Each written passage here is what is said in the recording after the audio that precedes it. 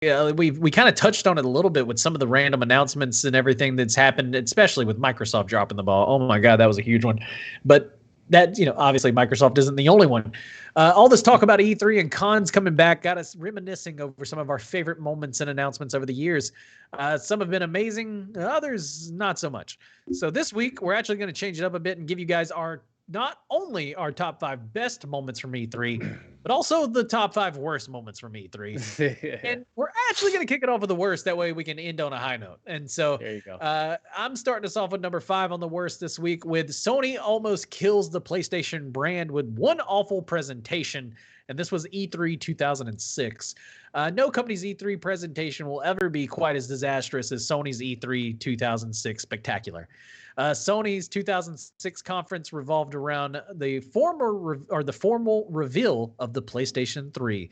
Given that the PlayStation 2 was far and away the world's most popular console, the reveal of the PlayStation 3 should have been a simple way for Sony to retain its market dominance. Instead, they seemingly went out of their way to sink the PlayStation name.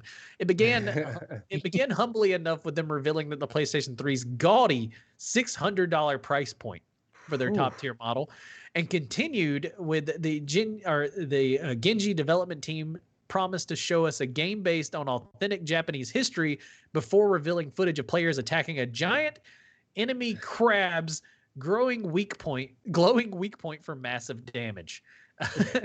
This is also the conference that gave us the Ridge Racer meme, world's dullest tech footage, and promised for a gimmick-free console that was immediately undone by the introduction of 3 or 4 major console gimmicks.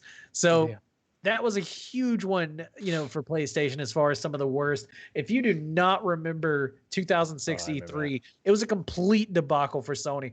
The price tag alone of $600 had people going, "What the fuck are you talking about?" $600 with 2006 inflation, like that.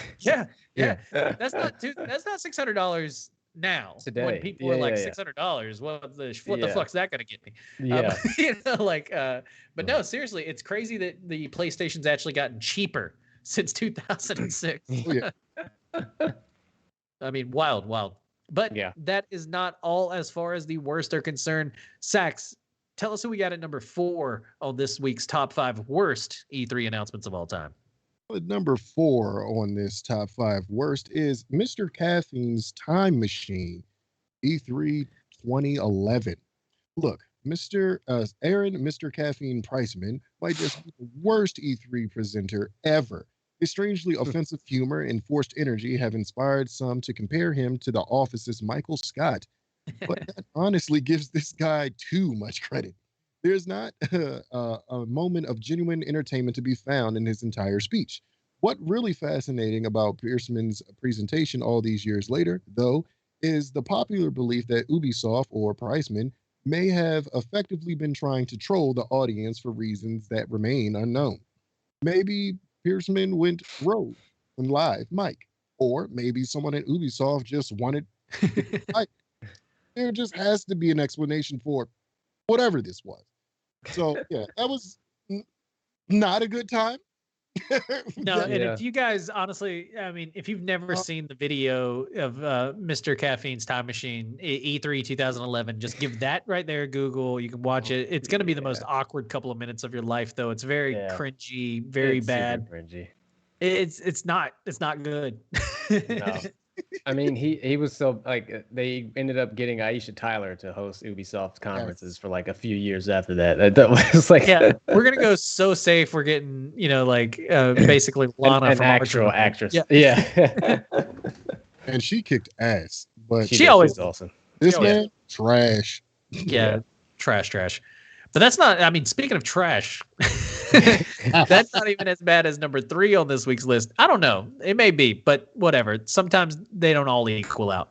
But Kev, tell us what is number 3 on this week's countdown of the worst moments from E3. Yeah, guys, the third worst E3 moment was the Wii music drum solo from E3 2008. Nintendo's E3 2008 press conference had little to get excited about. I remember this. The entire show revolved around casual games, which were booming for Nintendo thanks to the popularity of the Wii. But casual fans don't tune in for E3, and nobody tunes in to watch a dude play an imaginary drum solo. Yet, that's what happened when the spotlight cast over DJ Ravi drums, who held a Wiimote and one in one hand and a nunchuck in the other. For the next minute, DJ Ravi drums played a drum solo that sounded so awful, but it wasn't really DJ Ravi drums' fault. The blame falls on Wii Music, which produced drum sounds on par with music toys designed for toddlers. DJ Ravi tried to sell it and look cool while banging the air with plastic controllers. We salute him for his effort. Poor DJ Ravi has destined to look foolish. Yeah, that was pretty cringy as well. No, that one poor was guy. That's a very long bad. time to be solo drumming with Wiimotes for a minute.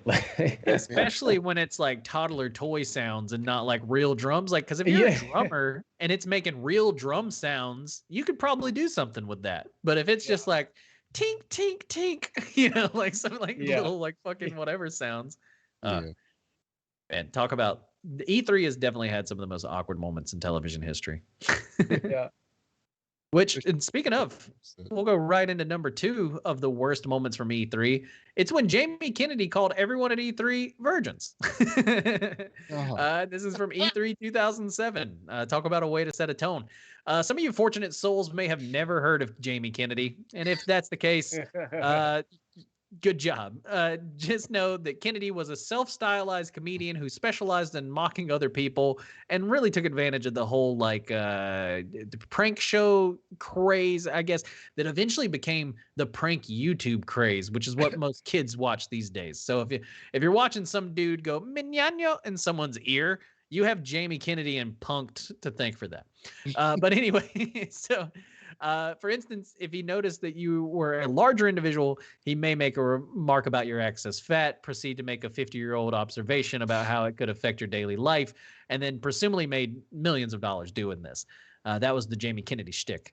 But anyway, Kennedy's career hit a low point that many may remember when he drunkenly took the stage at Activision's E3 2007 conference and proceeded to put on a miniature comedy spectacle that only those with abnormal tolerances for awkward comedy will ever be able to watch in its entirety. And that is a challenge. You just got challenged. So if you love just stewing in awkwardness, pull up Jamie Kennedy's E3 2007 thing. It was bad enough that Kennedy wasn't funny. Neversoft wasn't that the first name for vagina. I think that he had some joke with that. But when he resorted to insulting the audience and the industry, he ensured that he would become the gold standard for awkward E3 celebrity presenters. And so, I mean, yeah, while most of us were versions at the E3 2017 conference, it just wasn't nice that he pointed it out. Yeah. You know, it's always cringy. Like I feel like there's the guy who like just tries to make a joke for the sake of making a joke, and a lot of times that is at the expense of someone else, and it's never funny. And it's not because he's making fun of the person. It's because like we know what you're trying to do. Like it's not like you're trying too hard. You're trying to be funny. That's never funny. And especially when you do like the low hanging fruit shit. Like that's you know, real creative of you. Yeah, no, if I mean as a fat person, if that's what you go out the gate with, man, it's kindergarten wasn't fun. Like, so like I've had it for a long time. You're not going to say anything. As a matter of fact, I get impressed when someone does make a fat joke I haven't heard. I'm usually like not offended by it. I'm usually like, holy shit, that's a good one. Like, never got hit with that one before. You know, like, so you got to give them kudos.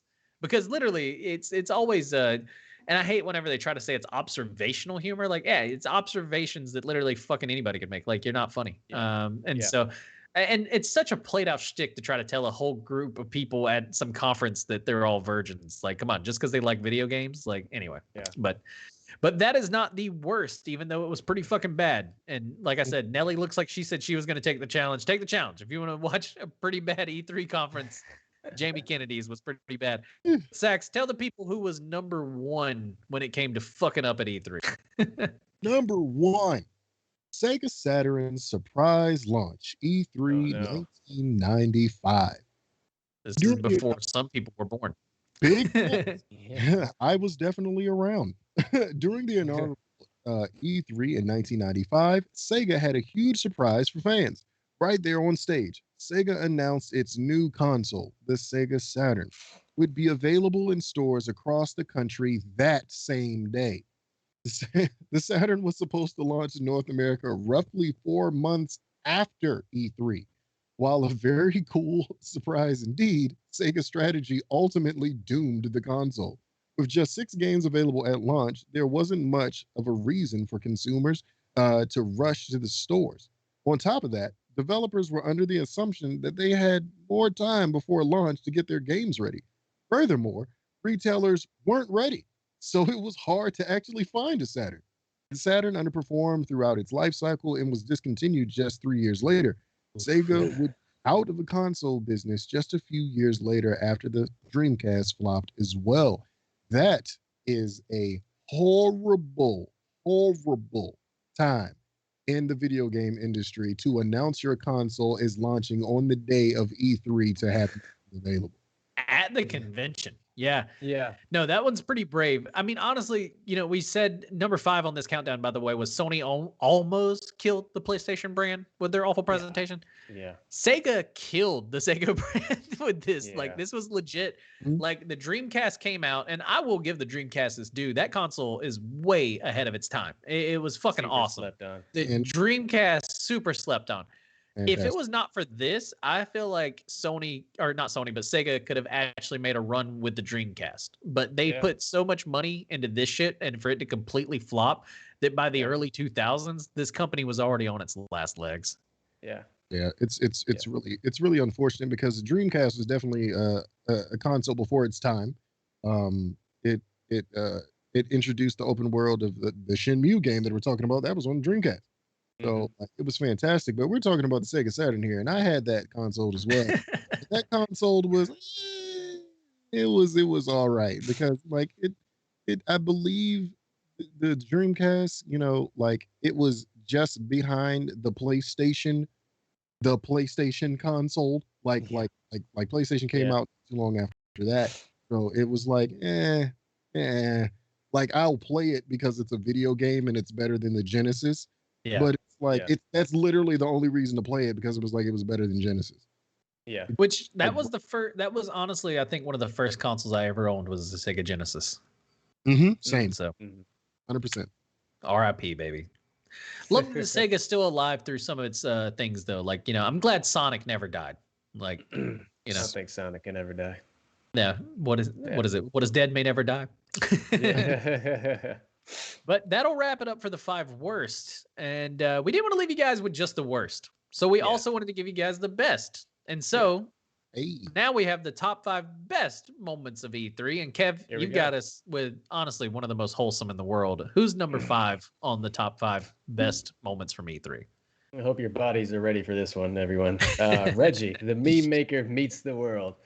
It's not there hadn't been memorable Nintendo E3 moments before 2004, but rather that many of the studio's most memorable E3 moments earned that distinction for all the wrong reasons. Nintendo had long struggled to properly present themselves within the constraints of the E3 format, while Sony and Microsoft were well on their way to mastering the subtle art of the E3 press conference. That all changed the very moment that Reggie Fils-Aime kicked off Nintendo's E3 2004 press conference by saying, "My name is Reggie. I'm about kicking ass, I'm about taking names, and we're about making games." God bless you. Phil-Aime God bless you, Reggie. gave Nintendo an undeniably charismatic onstage presence that none of their previous E3 conferences had benefited from.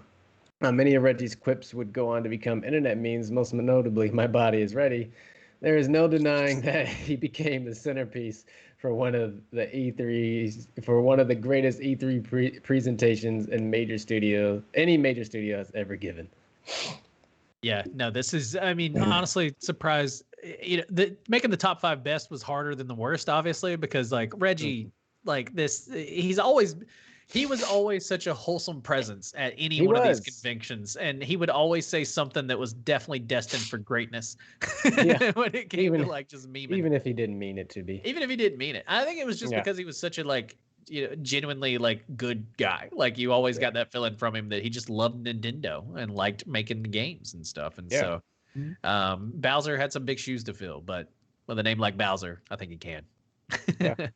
Yeah. No, I always smile a little bit when I see Reggie. So, Me too. yeah. It's almost like it's almost a habit.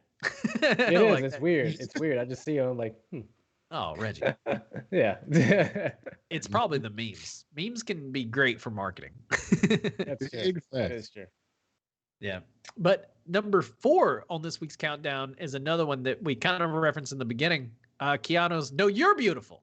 The history of celebrity presenters at E3 is not, well, great, as we talked about with Jamie Kennedy earlier. While most E3 celebrities try their best with some notable expectations, it's hard for them to shake the vibe that they're just there for a paycheck.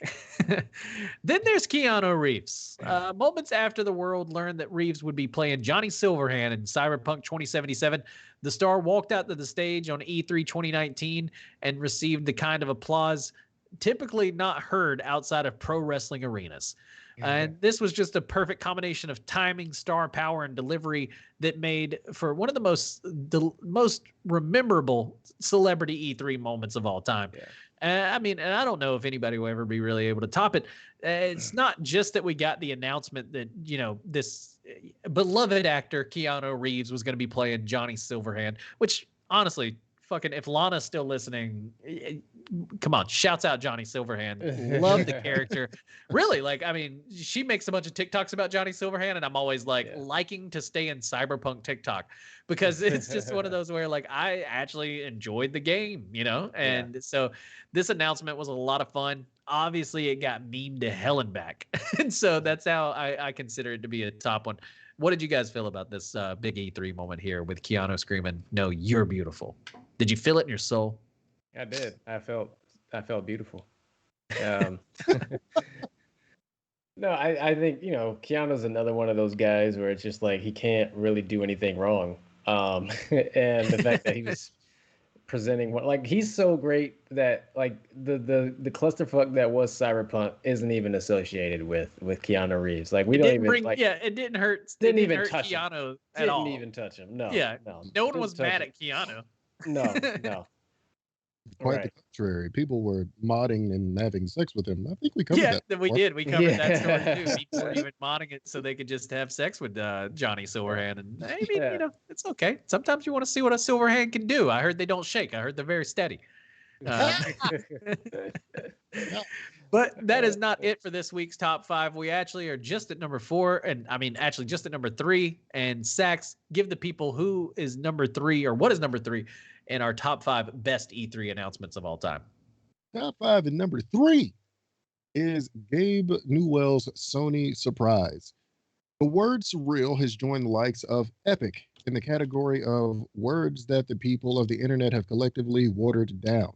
Whereas surreal used to be used to describe a situation so out of the ordinary that it's almost dreamlike. Now, surreal can be used to describe seeing someone eating a Whopper at McDonald's. As far as truly surreal E3 moments go, however, Gabe Newell's 2010 appearance has to be near the top of the list. At a time when Valve was considered to be one of the most cannibalistic game studios in the world, the god of the PC Master Race himself took the stage at a conference of all things to announce that Portal 2 was coming to the PlayStation 3. While the sight of Gabe at E3 on a competitor stage was odd enough, this moment has only become even more surreal as time wears on and Valve slowly shuffles away from the whole game development thing. Yeah. So that's super big when you have someone from the PC world come to the console world and say, hey, this game that I've made on PC, it's coming. Yeah. Get ready. It's No, it coming. was a big shock at the time. And I don't think people would really understand it now because, Valve has kind of just become Steam. And, it's not really the game developer that it used to be. Right. And so it's one of those things where, Valve was the PC master race kind of like game dev. Like they were number one with Half-Life and, Portal and all these amazing. Counter-Strike. Yeah, exactly. And so to see Gabe come out for PlayStation, like it definitely took people by surprise. But it was obviously because Portal 2 coming to PlayStation 3, huge deal. Portal 2 still one of the best games ever created. Portal's games as a whole are fucking phenomenal. But yeah, Awesome, Yeah. awesome. Yeah. Well, that is not it for this week's top 5. Kevin, who do we have at number 2 on the top 5 best Yes. E3 announcements? Number 2, the Zelda Twilight Princess trailer caps off Nintendo's greatest E3 presentation. It's easy to make fun of Nintendo, fun too. For instance, one could say something like, why did Nintendo cross the road? Because it was the least efficient way possible of getting to where they were going. For as many, many mistakes as Nintendo has made at E3 over the years, the company's 2004 presentation stands as the company's one perfect presentation. Not only did it feature the aforementioned Reggie Fils-Aime introduction, but it introduced gamers to the Nintendo DS, arguably the greatest handheld gaming device ever made, and even offered up the first public reference to the console that would become the Nintendo Wii. I think it was called like the Nintendo Revolution at the time. It had some interesting name, but however, the best was certainly saved for last. At a time when many Zelda fans were still upset that Nintendo had abandoned a more mature style of Zelda game in favor of Wind Waker's Saturday morning cartoon visuals, Nintendo came along and debuted the decidedly mature and dark first trailer for Twilight Princess. The reveal was topped off by Shigeru Miyamoto gracing the stage with shield and sword and gleefully in hand.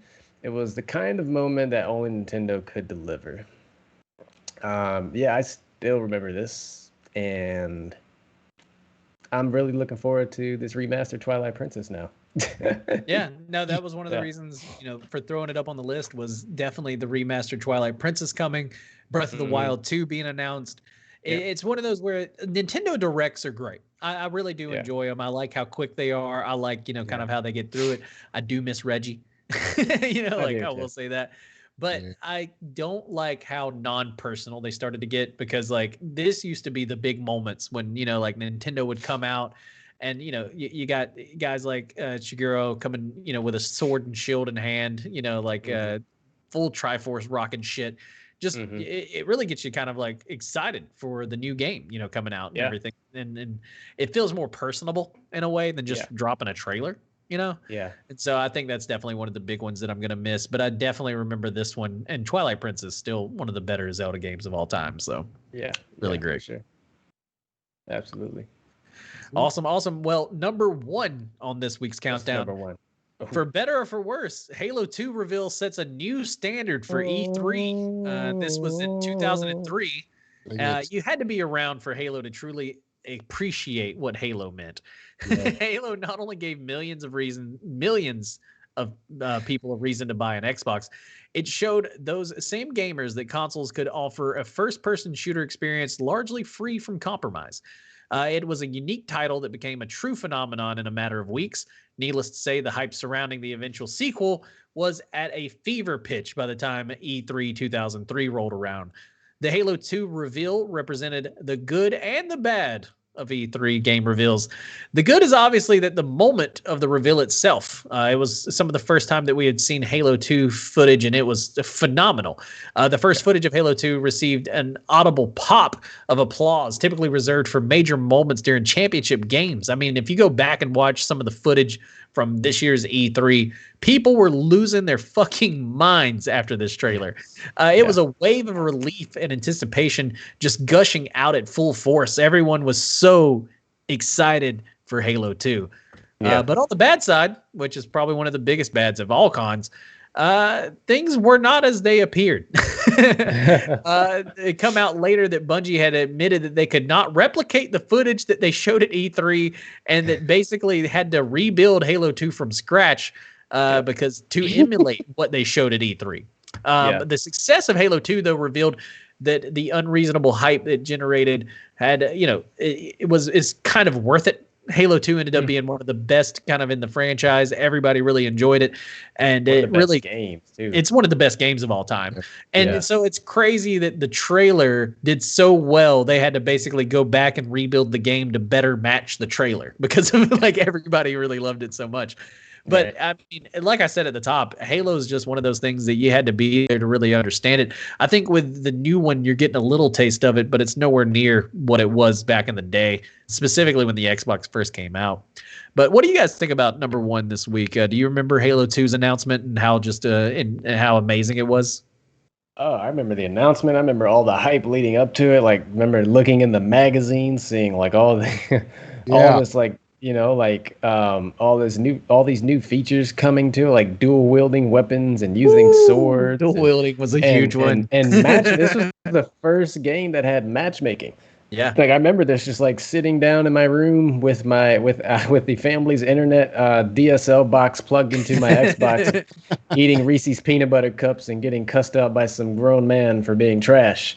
You know, Yeah. like my memories of Halo are great and strong. Like I know. Yeah, same, They're man. they're like the memories of Halo are definitely positive and negative, like 1,000%.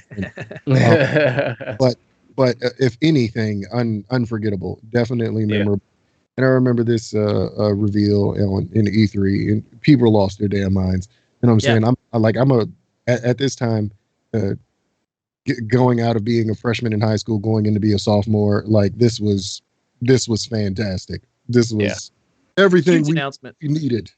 Honestly, Halo, I mean, now, not just now talking about it, it's something I've thought about a lot, but like, it was one of those things that like I was already in gaming, but it got me into gaming. Like especially Yeah. like online competitive play and Yeah. stuff like that. Oh, dude, that's and like you said, it was one of the first times that, matchmaking was a thing. So I got yelled at, I think I like 14-year-old self was getting yelled at from people from other countries. Like somebody would speak Spanish super, and I'd be like, me being in Alabama being like, what the fuck did you just say? And then they'd be like, oh, fuck you. And I'm like, oh, okay. Like, The and beginning so of like, toxicity, for real. yeah, Yeah, exactly. yeah. It kind of was, but it still was a lot of fun. I mean, to be fair, Thousands like we of like thinking about it, it makes sense why that happens. Like you're gonna have people who have no idea where they are, what they look like, what they're about, and you're just gonna throw them in this room with all this fucking raging, like anger and Yeah. testosterone or whatever the fuck, and and just, Grenades. yeah. Life then online was like a GTA lobby. That's how. It really was. It That's really how. was. That's how much vitriol there was. I hate to sound like the old man, but I do feel for some of the younger generation because they didn't get as unfeathered access to the internet as we did. Like. And some of Yeah. those Halo lobbies were just that. They were just straight drinking from the water hose of what is life. Like some people say it's some of those random chaotic shit. And so like, but it was so much fun. And honestly, I think it shaped a lot of people's childhood. So Halo 2 takes number 1 on the best announcement this week.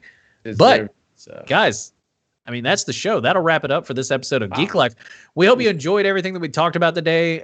Remember, if you want more Geek Life, you can always follow us on Twitter and on Twitch. You can find me at Gonzo Gone Live. Where can they find you at, Kev? They can find me at Totally Awesome on Twitch and TikTok and Xbox. Boom. And what about you, Sax?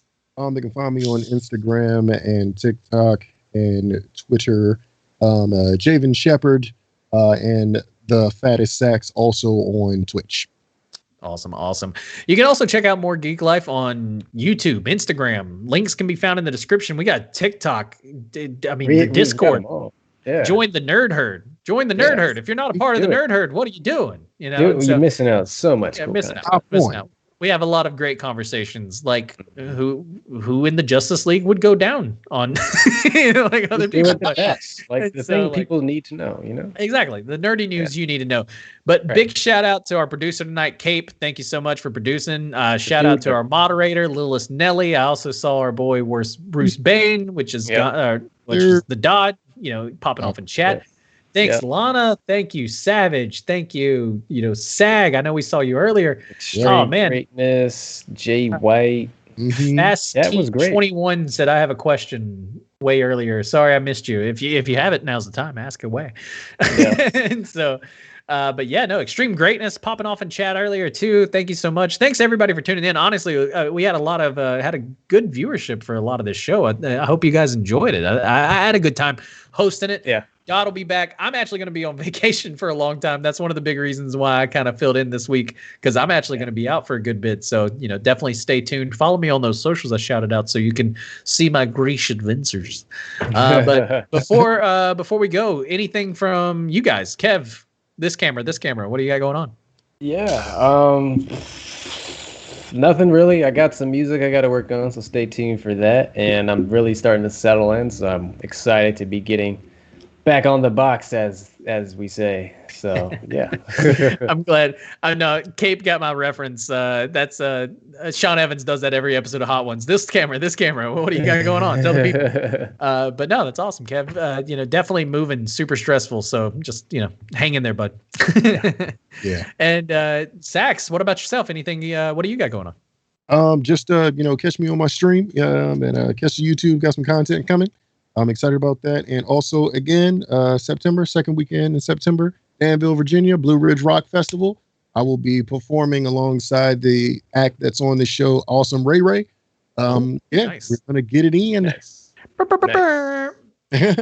Stay tuned. We'll be hyping that up as it gets closer to time as well. Absolutely. Well, that'll wrap it up for this week, guys. We will be back.